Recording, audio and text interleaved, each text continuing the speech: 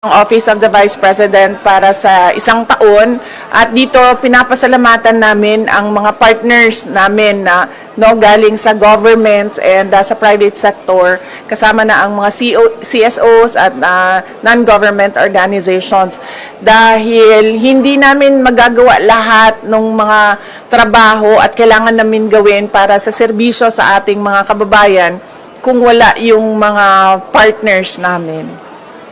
Sorry. Follow up?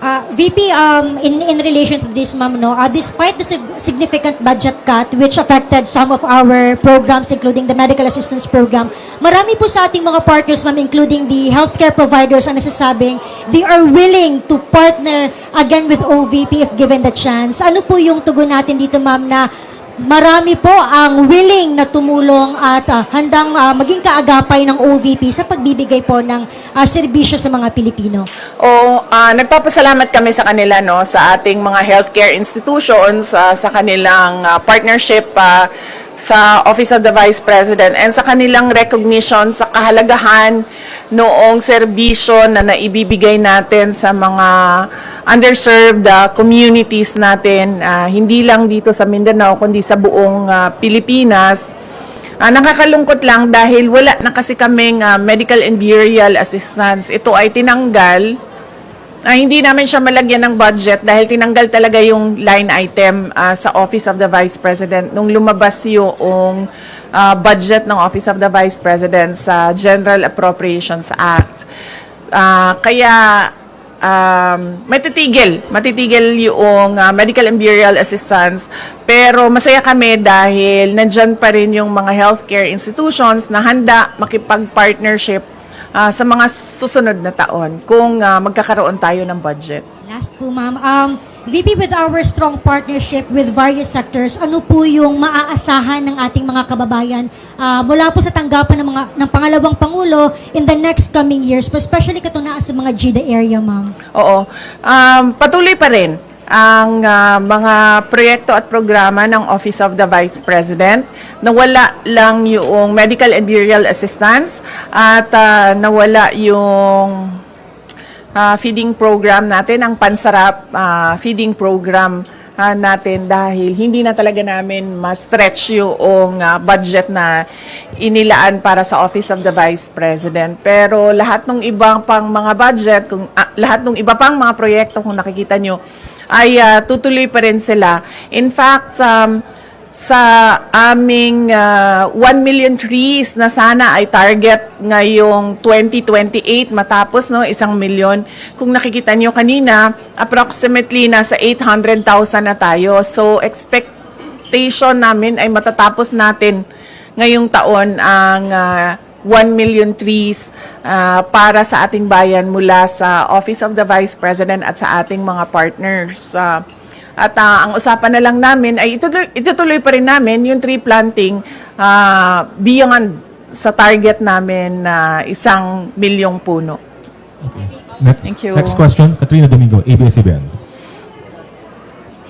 Good morning, VP. Good afternoon, VP. Ma'am, magkano po yung hihingi na budget ng OVP sa 2026? And ano po yung flagship programs considering na nawala na yung iba?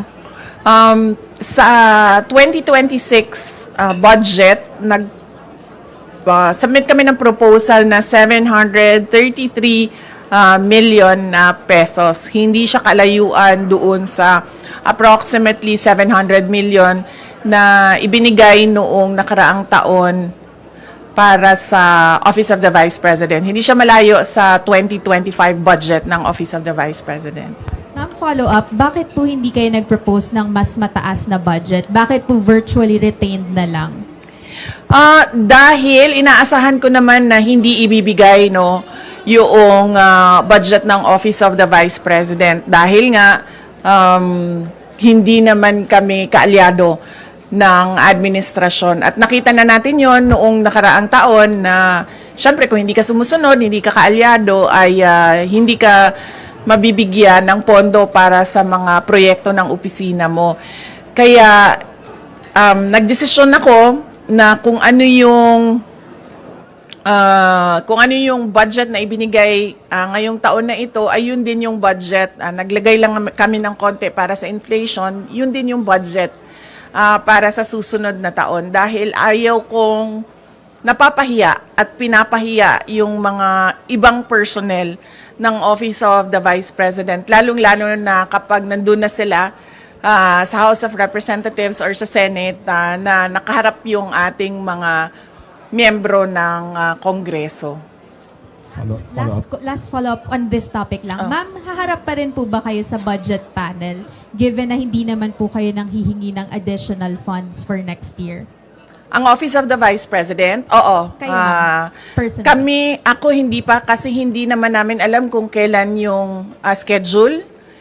Wala pang ibinigay na schedule para sa Office of the Vice President sa mga hearings, no? So mahirap sumagot kapag hindi natin nakikita kung may conflict yung schedule, but definitely haharap yung Office of the Vice President sa pagsumite ng budget namin at yun. Okay. Next question, Arjun Relator, GMA News. Maing Buntag, VP. Ma'am, with a slim margin, ma'am, with the proposed ninyo na 2026 budget with 2025, meaning po ba na retained lahat yung mga programs and project na ipapatupad next year? At paano po yung nangyari dun sa mga partners natin, dun sa mga slashed or reduced programs with 2025, ma'am? Oo, yung mga partners natin sa MAB at sa Pansarap ay nabigyan na sila ng abiso, no, na wala na budget yung medical and burial assistance at wala na rin yung budget ang Pansarap. So, i-discontinue na namin yung project at yung partnership sa kanila. Follow up. So, expected, ma'am, na for next year, the same projects pa rin yung ipapatupad ng OVP. Wala nang may dadagdag po. Yes, oo. Wala kaming madagdag na projects for 2026. Tutuloy pa rin lahat nung nakita nyo, maliban lang sa Pansarap tsaka sa medical and burial assistance. Thank you, ma'am. Any other questions on this matter? Ma'am, any question? Good morning po, Ma'am VP. Ang question ko po ay may kinalaman po sa case po ni former President Duterte. Any other questions with the institutional topic? None? So, let's move with the next topic. Kat, you have the next topic. Yeah. Ma'am, you earlier mentioned in an interview na you are... Ma'am, para iterate na lang yung comment nyo regarding the call for some senator judges to inhibit, specifically those daw po na who you endorsed in the 2025 midterm elections. Okay. Hindi kasi tayo pwede magpa-inhibit ng mga tao, ng mga senators, hindi kasi tayo pwede magpa-inhibit ng mga senator judges based on bias. Dahil ang posisyon lang naman ng isang tao is you are for or against, Inday Sara, no? Kung ganun ang ating basehan sa inhibition, ay dapat din natin ipa-inhibit ang mga senators na meron ding bias against Sara Duterte, no? Tulad na lang ni Senator Risa Ontiveros na in a public speech, sinabi niya na kailangan talaga ano bang term na ginamit? Kailangan burahin or kailangan wasakin, kailangan sirain, gibain ang pamilyang Duterte. So kung ganon, na magpa-inhibit tayo based on bias, ay madaming senators ang ipapa-inhibit for or against Sara Duterte. Kaya sinasabi ko, ibigay na natin yung benefit of a doubt dyan sa ating mga senator judges na gagawin nila ang trabaho nila ng patas according to sa sinumpaan nila as senator judges. Follow-up question. The Makati Business Club and other business groups are urging the Senate to continue your impeachment trial, to convene your impeachment trial. Sabi nila, it will show accountability, it will boost investor confidence. Your response to that call of the business sector? Kahit nandyan o wala yung impeachment, wala na talagang investor confidence dito sa ating bayan. Kung nakikita nyo, bagsak ang foreign direct investment sa ating bayan, no? Kaya wag nila ako gawing rason kung bakit pangit ang takbo ng ating ekonomiya ngayon sa ating bayan. At saka, this is not accountability because impeachment, dalawa lang yung penalties dyan. Removal from office, tsaka perpetual disqualification from government service. Walang penalties dyan dahil walang kaso dyan. Ang impeachment ay removal process ng isang impeachable officers. Kung gusto talaga nila ng accountability, ay mag-file ng mga kaso dyan sa mga korte. Alam naman natin at alam naman nila na yung mga pirma ng mga congressman, unang-una hindi nila binasa yung articles of impeachment. Pangalawa, marami sa kanila ang tumanggap ng budget o pera kapalit ng kanilang signatures. In fact, madami sa kanila ang umamin na may kapalit yung kanilang pagpirma doon sa articles of impeachment.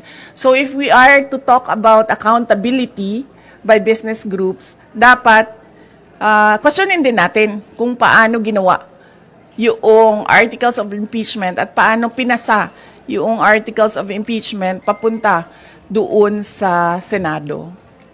Okay. Any more questions regarding the impeachment matter? Sir?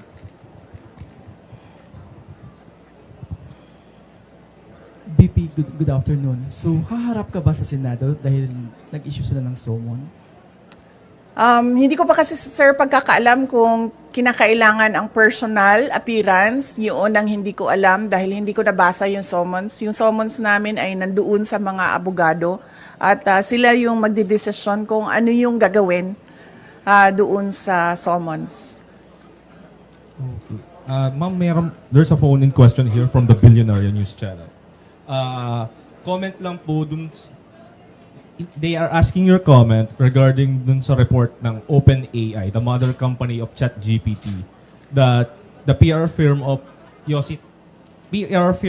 son of Yossi Tanco, a billionaire, is behind the anti-Sara Duterte post online using ChatGPT platform. And your comment, ma'am. Oo.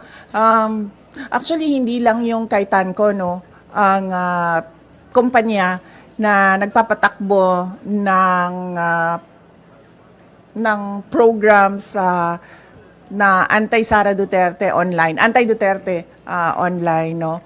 Meron pang mga ibang kumpanya na alam namin na ganun yung ginagawa nila at alam din namin na bayad sila.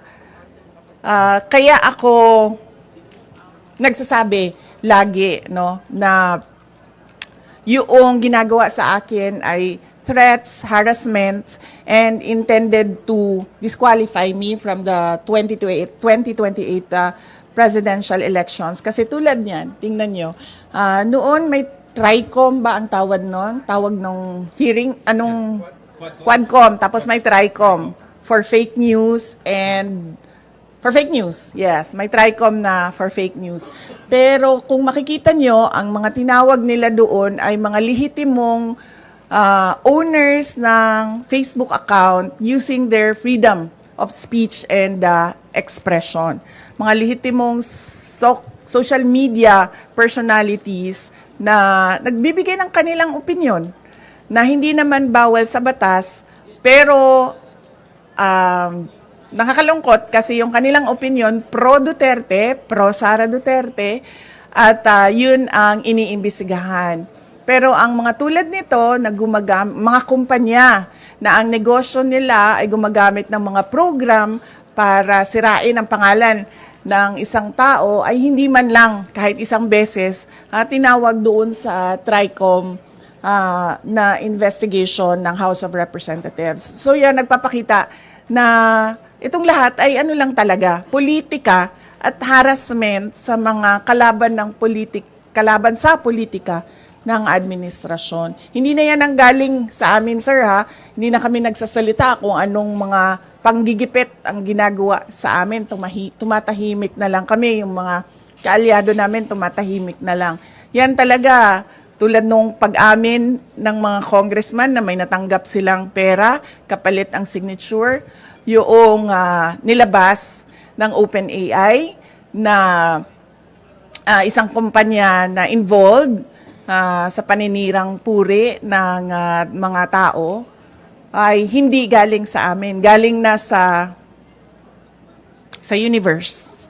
So, para lang ipakita sa mga tao na kung anong ginagawa ng administrasyon. Puro politika, walang trabaho.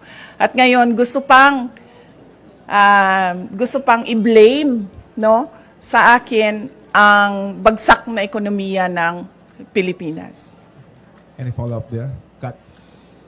Ma'am, do you intend to file cases against that company? Hindi na, ma'am. Sobrang napahiya na siya doon nung nilabas yon ng AI. I mean, nasaan na yung credibility mo as a service provider nung sinabi na ganyan yung negosyo mo. So, ano pang point na kasuhan ko siya? Nakakahiya na napahiya na siya doon sa nangyari. At nakita ng buong mundo yung kahihiyan na ginawa niya. Ma'am, just speaking of AI, meron pong video ngayon na shinare daw si Senator Bato and si Vice Mayor Baste claiming na it's an artificial intelligence generated AI in support of you. Your comment po doon sa nangyaring pag-share daw po di umano nung AI generated video.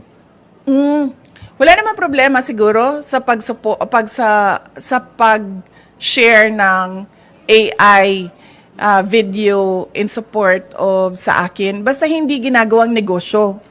Kung baga, if I were a social media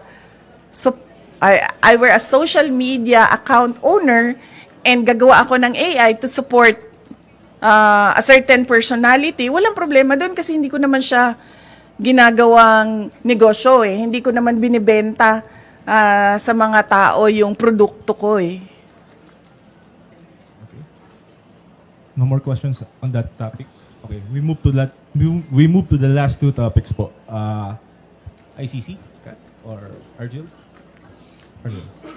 Ma'am, good morning again, ma'am. Any update, ma'am, with regards dun sa isang state party ng ICC na willing daw mag-adopt kay FPRD na any case mag-grant yung request for interim release? And any update po dun sa request for interim release ng Defense Council? Oo.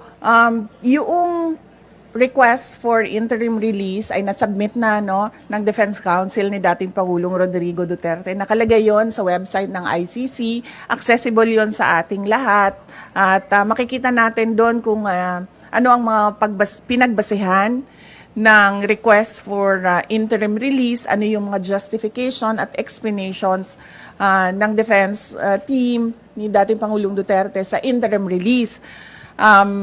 Merong mga redacted portions doon dahil naisip ng defense team na kailangan maging confidential yung ibang impormasyon doon. Pero yun ay available naman sa prosecutors, sa judges, and ang pagkakaalam ko, available din siya doon sa representatives ng mga biktima. Yun lang yung, kung ano yung nalalaman natin lahat sa publiko, yun lang din yung maibigay ko sa inyo na information. Yung iba pa ay kailangan tanungin at sagutin na ni Attorney Nicholas Kaufman. Ma'am, any update dun sa oath-taking ni FPRRD? Or any case, ma'am, before ba ng June 30 possible na ma-release na si FPRRD? Nakikita niyo pa yung possibility na gano'n, ma'am? June 30? Apo. Wala kasing binigay na timeline. Walang binigay na timeline yung lawyer. Pero lagi niyang sinasabi, we are hoping that it will be granted the soonest possible time. Yan yung lagi niyang sagot kapag tinatanong siya about interim release. Doon sa oath-taking, hindi ko alam kung ano yung discussions niya. Iba din ang mga abogado ni dating Pangulong Duterte sa oath-taking niya. Mga Filipino lawyers ang kausap niya at nag-aasikaso ng kanyang oath-taking. Ma'am, you have any idea dun sa non-filing daw po ni FPRRD nung kanyang sources sa COMELEC? Baka may discussion kayo with the local lawyers niya po. Ang pagkakaalam ko ay kailangan ng oath yun. at hindi sila ata makapag-file kasi walang oath. So ang ginawa ng lawyer ni dating Pangulong Duterte ay nagrepresenta siya para kay dating Pangulong Duterte doon sa COMELEC. Last two questions. Sige, ma'am. VP, good afternoon po. Doon po sa case po ni FPRD, alam mo ba natin, ma'am, kung nag-file na po ng motion to respond ang prosecution with regards po doon sa request po ni former president po ng interim release? Alam ko po ba, ma'am? Hindi ko po alam, ma'am, Wala pa kung po tayong idea. sumagot na po ang prosecution, no? Pero sigurado po ako malalaman natin yung sagot ng prosecution dahil public po yung filing ng request at sigurado po public din yung sagot ng prosecutors. Follow up po, ano po ang reaction po natin doon po sa request po ni FPRD with regards to the interim release? Ang sa akin lang naman is makakabuti talaga sa kanya yon, ma'am, dahil 80 years old na siya at hindi lahat ng pangangailangan ng 80 years old ay nabibigay ng ICC detention unit dahil siya din ang kauna-unahang ICC detainee na ganun ang edad na medyo hindi lang siya senior, super senior na siguro ang tawag sa kanya, ma'am, dahil 80 years old na siya. So, mas maigi siguro na meron siyang interim release wherein meron din siyang available na mga nurses and caregivers na mag-assist sa kanya. Last question po, Ma'am BP. Meron ho kasing lumabas na parang statement o balita quoting FPRD na parang hindi siya interesado dun sa oath-taking o yung gagampanan yung kanyang role bilang mayor ng ano. Nag-react po si Attorney Conti, sinabi po niya hindi daw po siya naniniwala na hindi interesado si Pangulong Duterte na umupo bilang...